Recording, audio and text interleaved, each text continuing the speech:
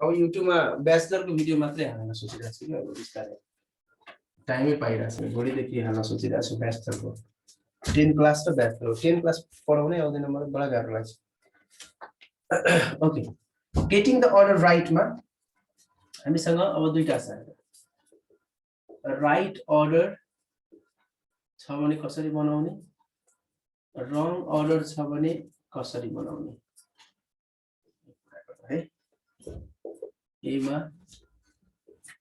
subject plus V2 plus object plus V4 plus subject plus V2 plus object है त first event second event B मा subject plus dinner plus V1 plus object first event plus auntie plus subject plus head plus V3 plus object first event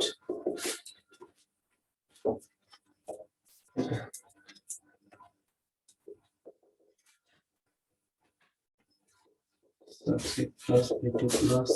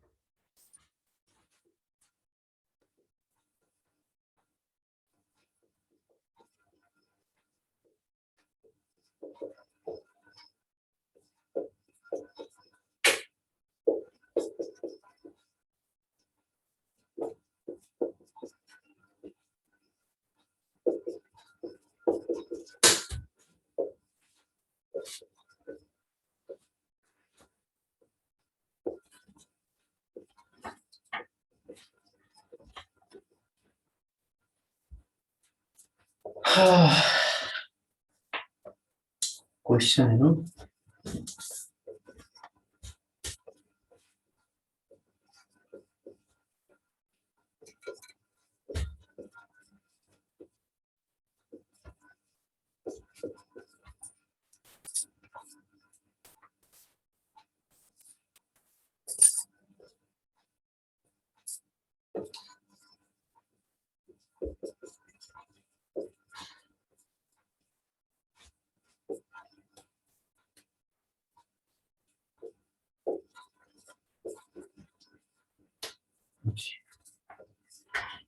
यसमा हेर है यो जति गाह्रो जस्तो लागिरहेछ त्यति गाह्रो चाहिँ छैन है यो एक्सरसाइज गर्ने बेलामा हामीले फर्स्ट थिङ हामीले के बुझ्नु पर्ने हुन्छ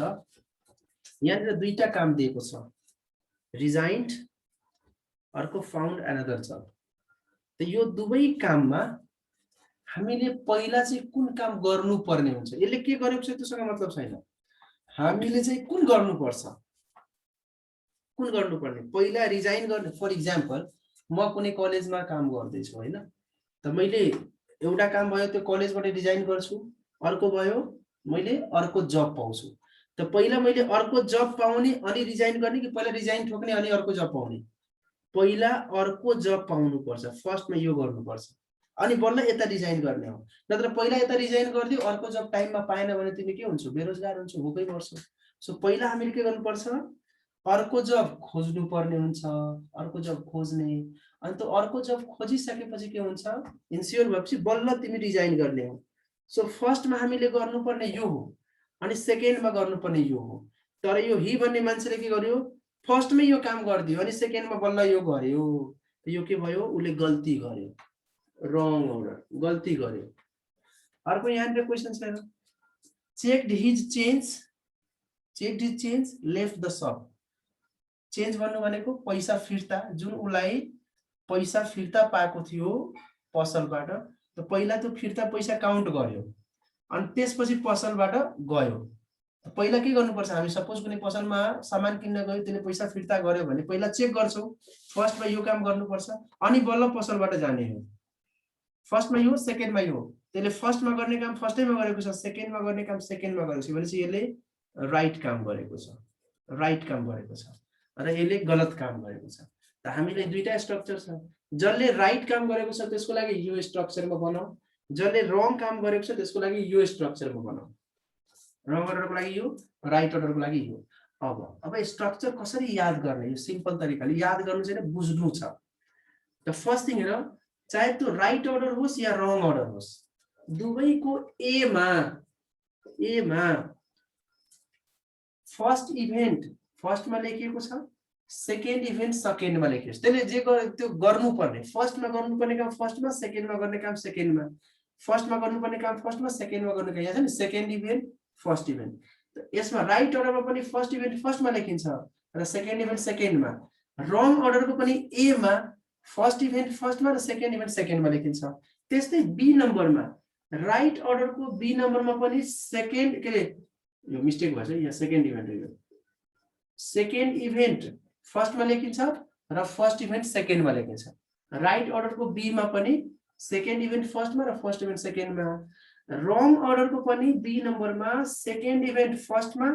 र फर्स्ट इभेन्ट सेकेन्डमा लेखिन्छ दुवैमा सेम छ भनेपछि हामी माइन्डमा के सेट गर्नु पर्यो ए लेख्दा फर्स्टमा कुन काम गरेको यो काम गर्नुपर्ने हो त यसलाई फर्स्टमा लेख्ने सेकेन्डलाई एमा लेख्ने बी नम्बर लेख्दा सेकेन्ड यो गर्नुपर्ने हो यसलाई यता लेख्ने फर्स्टलाई यता लेख्ने चाहे त्यो राइट होस् या रङ होस् दुवैमा यसमा पनि त्यस्तै ए नम्बरमा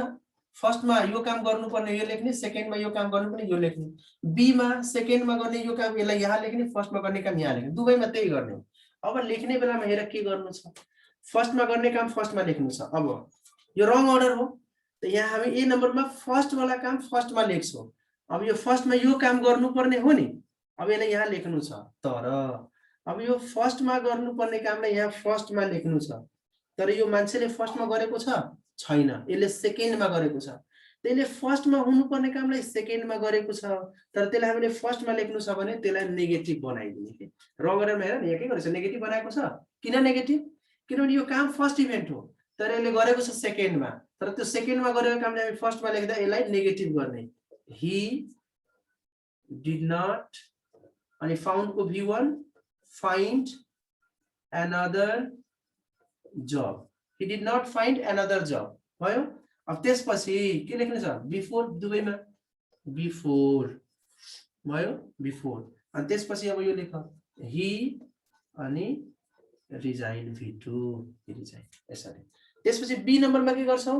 सेकेन्डमा गर्नुपर्ने काम फर्स्टमा फर्स्टमा गर्नुपर्ने काम सेकेन्डमा त्यसले सेकेन्डमा गर्नुपर्ने काम फर्स्टैमा गरेको छ र यसलाई फर्स्टैमा लेख्नु छ भने यसलाई अफर्मेटिभमा लेख्ने र सब्जेक्ट प्लस v2 मा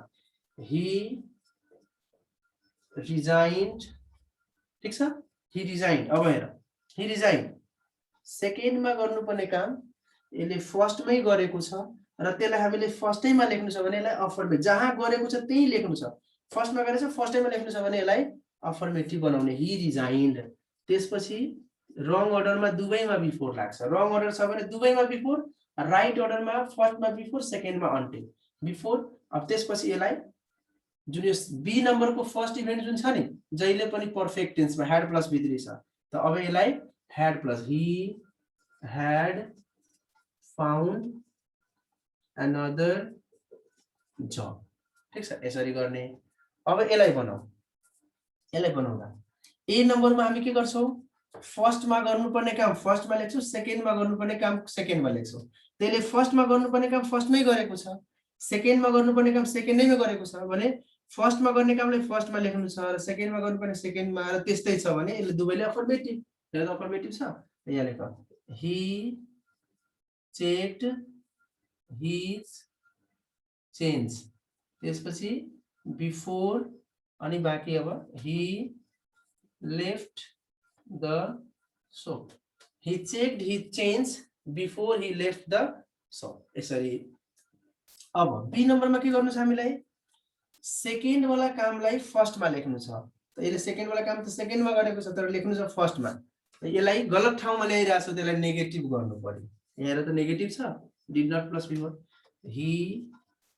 did not sorry he did not तिमीले देखिरा छैन त्यहाँ सायद हैन he did not है त did not left को V1 के हुन्छ leave he did not leave the